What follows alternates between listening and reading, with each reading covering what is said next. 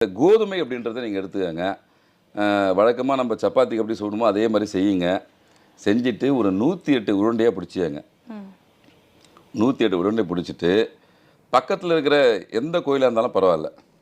அது சிவன் கோயிலாக இருக்கட்டும், பெருமாள் கோயிலாக இருக்கட்டும், எந்த கோயிலாக இருந்தாலும் பரவாயில்லை. நீங்கள் அங்கே குளம் இருக்கிற கோயிலாக போகணும்.